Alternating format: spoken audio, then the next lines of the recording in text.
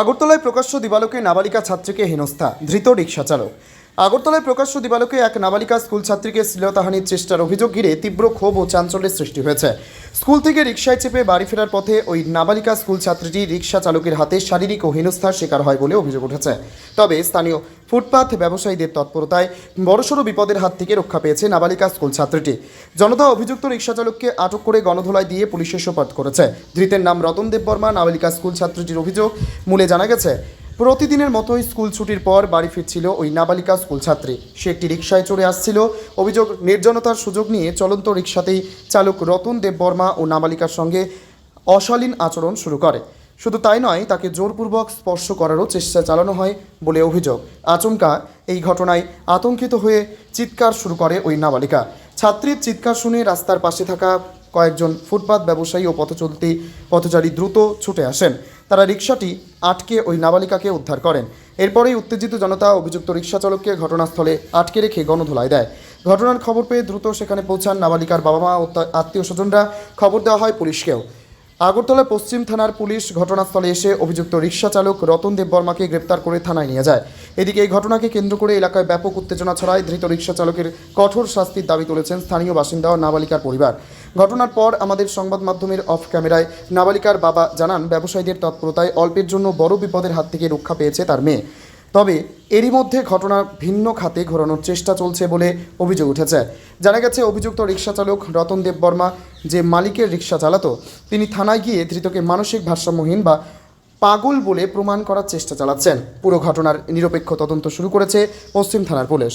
জোরপূর্বক কোনো আপোষ মীমাংসা না করে পুলিশ আইনি প্রক্রিয়ায় অভিযুক্ত রিকশা চালকের বিরুদ্ধে কতটা কঠোর ব্যবস্থা নেয়, এখন সেদিকেই তাকিয়ে নাবালিকা স্কুল ছাত্রীদের বাবা মা সহ সাধারণ মানুষ।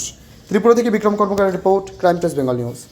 আঙ্কেল, আমি ওই তোমার সিটি সেন্টার থেকে তাইনের সাথে উঠছি। হ্যাঁ, তো তাইনে আমার প্রথমে জিজ্ঞেস করছে যে কই যাবে। আমি কইছি বটতলা ব্রিজের সামনে। তো দেন তাইনে কয় ঠিক আছে চলো।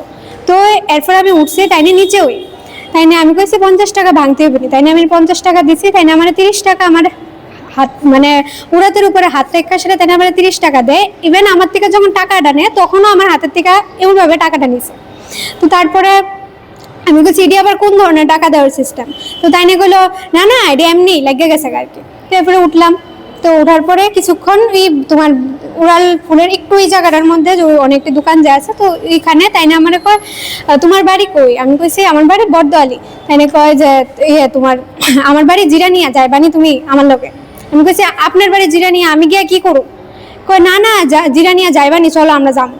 তো এরপরে একটু কিছুক্ষণ যাওয়ার পরে তাই না আমার দিকে বারবার ঘুরে ঘুরে তাকাইতেছে, মানে ভীষণই বাজেভাবে তাই না তাকাতে আসলো। দেন একটু আগানোর পরে ওই আগের যে মডেল স্ট্যান্ড যে জায়গাটাতে আসলো, এই জায়গাটার মধ্যে তাই না আমার মুখের সামনে এসে কয় কই নামবা তুমি।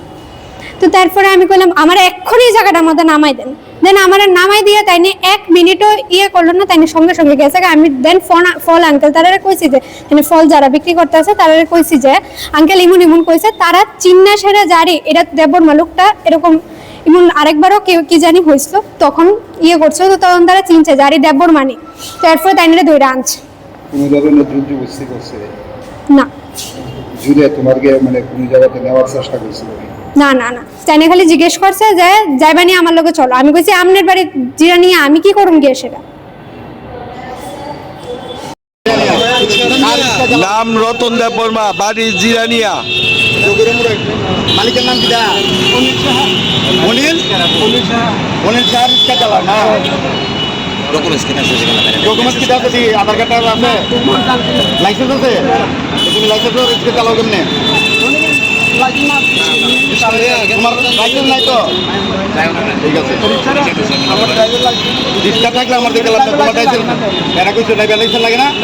তোমার কোন ট্রাফিকে কইছো আনো ড্রাইভিং লাইসেন্স লাগে না? মানে না, রিক্সা ড্রাইভিং লাইসেন্স আছে।